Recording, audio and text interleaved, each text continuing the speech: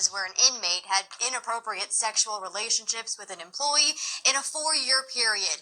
Every time that happens, it not only threatens the safety of the employees and the inmates, but it also threatens your safety. When you see what we found in these reports, you'll understand what I mean. Sex in the storage room, kissing in the kitchen, romping in the restroom.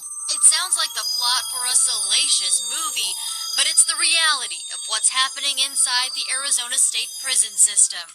ABC 15 News obtained these reports, spelling out in graphic detail the sexual relationships between inmates and employees within the Arizona Department of Corrections.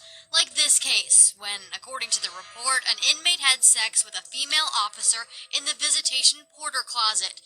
Or this one, when another female officer admitted to having sex 10 to 15 times with an inmate in the prison's tool room.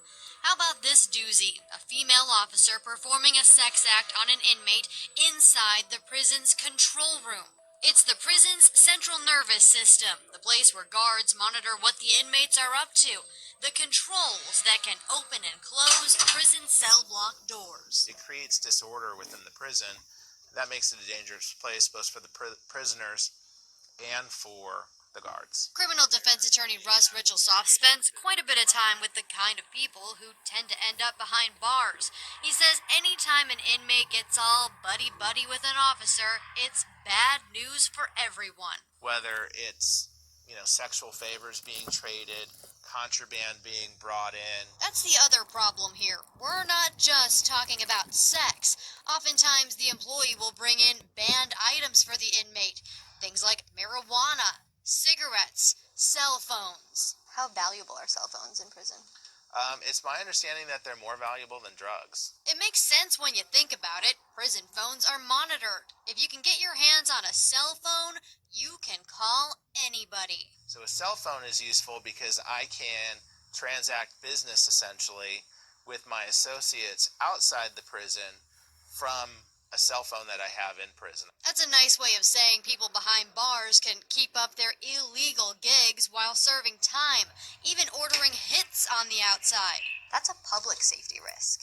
It is a public safety risk. We don't want to have cell phones in prison. It's a huge contraband issue. ADC spokesman Doug Nick agreed to sit down with us to talk about this big problem. There is that line between staff and inmate, and that line should never, ever be crossed. There's even a plaque like this in every prison, reminding employees about that line. Officers in training get at least 16 hours on this subject alone. They have to sign these forms saying they won't cross it, and if they do, it's a felony. And it is punishable, potentially, by prison time. Of the 23 cases we discovered, 10 corrections employees were convicted of a crime.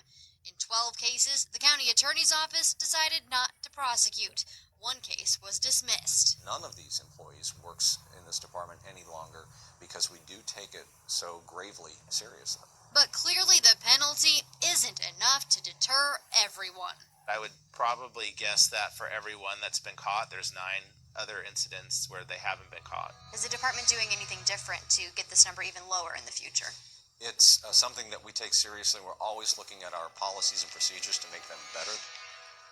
It might surprise you to find out in almost every case we found it was a female employee with a male inmate. Research shows in many cases women form that emotional connection, and that's what leads to them crossing that line. Steve?